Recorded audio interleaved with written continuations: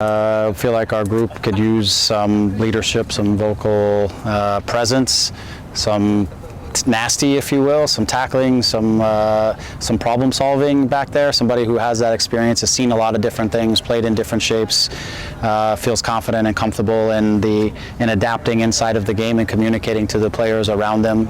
So he obviously has loads of versatility in terms of being able to play in different positions in the back. He's comfortable on the left, on the right, and center back, all of those things in a 3 and a 4. So all of that comes with experience, and given the time of the season and our needs as a team, and also he's again still at the peak of his game because he's preparing for another World Cup that's coming in. So he's a total lock-in and focus on what we have here, but also in his preparation to be as sharp as he can. So I think we get another player who's in a very good moment and can hopefully step in right away. His experiences will help him to adapt and fit into a group quickly because he's been in a lot of places and played in a lot of games and played in a lot of different ways, and so that experience gives you the capacity sometimes to step in and catch the rhythm a little bit faster than if you're a young player. So that's the value of bringing a guy like that, and he has a lot of things that I believe our back line could use. And I know your favorite question, visa likelihood and availability for these upcoming games. What's the status? It's possible. These visas, I'm learning, have like different statuses, and the status that he is on is better than the one Ricky came on, so we just need approval and then we'll be ready to go. He doesn't have to leave the country and go through a whole nother process, which Ricky had to, and that process actually went quite fast, but it still was quite a process. He's on a different visa which allow him, as soon as we get approval, which we're hopeful it can be this week even, that he would be ready to go. Was he always on your list of guys of acquisition? Yeah, I mean, he's a name of guys that we know are coming out of contract, who could be available, who you're in conversation with around the perimeter to see if things can work out and whatnot. And again, sometimes for these deals to fall in place, a lot of things have to work out because we're at the tail end of a budget and how much space we really have, plus a lot of things have to fall together. He's in a position where he also really is looking for a good competitive place to continue to prepare himself for the World Cup, but also he sees the Galaxy as a club that he can come in and try to help us to be successful and to win. So these pieces have to fit together for it to get across the line, and fortunately it did, and for us we believe it's a great ad. So this window extended 3 pieces. I mean, now you think this is your group going forward here? Yeah, it doesn't change. We're out of roster spots. I'm pretty sure we're out of money. We're out a lot of things right now, budget-wise. So, but I'm pleased. Again, I didn't get into the nuts and bolts, but if I would have told you the 3 things, it would have been a defensive midfielder, an attacking midfielder, and a leadership guy in the back who with experience and presence and know-how to help to solidify our group and maybe bring a little more confidence to each guy around him. So if I was writing a script, these would be the 3 positions, and these are all guys who bring a lot of quality. They're all very capable players, so we're excited about that. Versatility as well. Center back, right back? Yeah, I can play center back, left side or right side. I watched him play left side, center back in a 4. Obviously, he's plays right back for his country and has played right back quite a bit through his career, but right center back is just as comfortable. I think he's played recently in a back 3. He's seen a lot of these different positions, different shapes. When I ask him, he says he's comfortable in any of them. So that's great for us. Again, for me, it's as much about, again, the presence and the communication and the scenario recognition and being able to pass information early and proactively to other players so that they can also feel confident and comfortable in the scenarios that are being presented to them. And so that's what he brings to us, and I think he's confident and very much capable in all of those. Julian Araujo was mentioned in terms of a couple different rumors about possibly leaving the club. Is he going to stay with you guys till the end of the season?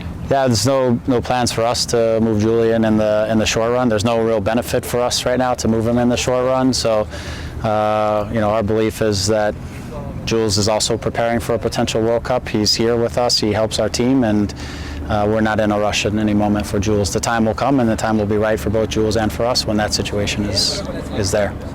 Hey, Greg, if that happens, Julian leaving, will Martinez a short-term solution that he can play so versatile? And then update on Johnny Perez with the first team? Yeah, I mean, certainly if something happened, it's not, like I said, it's not something that we're looking to do or planning to do right now. So, but if some incredible offer came that we couldn't refuse, then sure, Martin gives us some left back experience with Kelvin. We've got enough guys who can play the position, but it's for us right now. It is keeping all of our pieces together, and for the last 9 games plus playoff hopefully, and into our push. And so we're not really in the seller's market right now. It's not really where we need to be. Jules is young; he's got a lot of upside, and we don't need to be in a rush. So it's about the right moment for everybody. And as far as Johnny.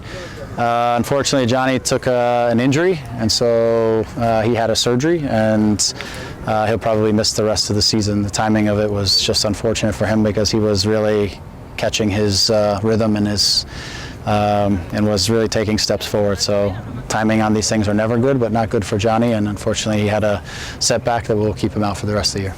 Greg, attacking players' signings always take the spotlight, but when we see players like Martin that you said have such experience and have seen so many different things, like how valuable is that, not just for the team but for the league? I think it's huge. Again, former defender, so at the end of the day, you can score as many goals as you want. If you're conceding goals, it's tough to win games, and you can't score 3 goals every game to win. So you have to solidify things. Inside of games, you can prepare, as Javier said, you can prepare for scenarios, but scenarios will change inside of a game. And so from back to front, our problem solving defensively needs to come from the back line, and that communication needs to trickle forward.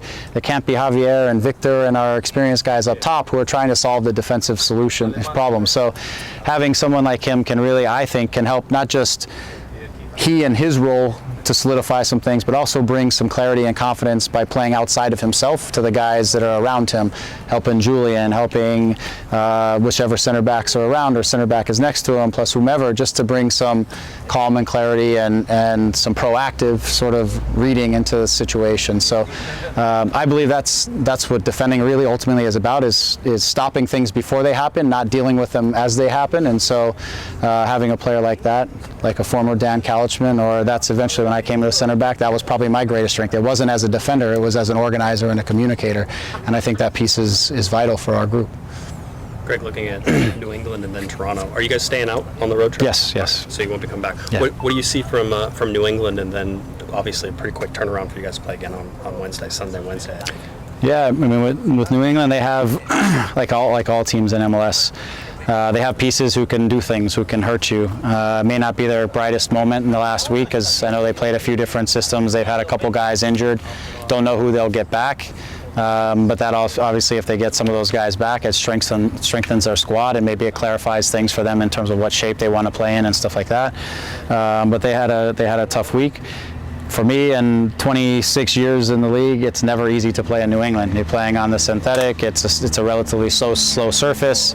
They're pretty comfortable and good at home. It's never an easy scenario. That's what I said to our guys. Like, it's not going to be the beautiful game that you want it to be in New England. It's going to be a game where you have to be able to grit and to do whatever you have to do.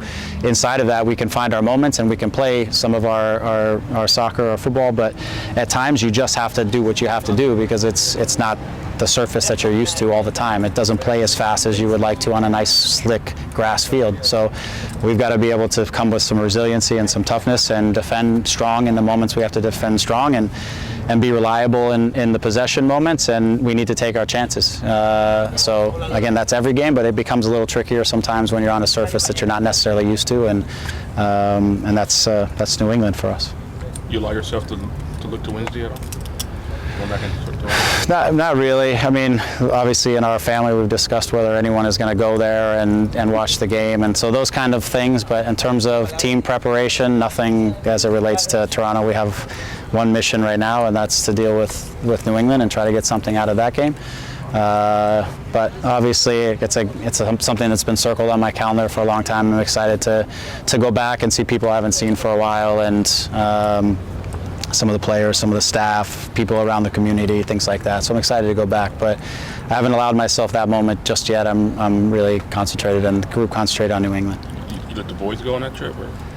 Unfortunately, no. I would like to. I don't know that anyone in the family is going to go, just because all 3 of them have school, have training, have games that they're preparing for on the weekend, and not so easy for my wife to go if she's dealing with 3 and they're in different places at different times. So it's not, middle of the week is not the most ideal moment for that, right? Is this an opportunity for you guys to get away from here a little team bonding with 9 games left, stay on the road, stay out, have to hang around each other? Yeah, it can be. I mean, I think, the last 10 games of the season, I say it, are about finding your momentum. It's, teams that are having great seasons can lose momentum in the last 10 games and be out of the playoffs in 1 game. Team can find their momentum, as our team did in 2019, and then went to the finals. We were having a very average season in Toronto. We found it in the last 10 games, and boom, into the finals you go. So these games are really about finding your momentum, finding your connections again, establishing those things that you need down the stretch that can really give you the edge and the momentum as you're going. And so there's a lot of dancing going on over here. He's dodging bees. So this is important, right? So adding a few new players to the team, this gives the group an opportunity to bond, but also to go and just kind of scrap and be resilient and compete.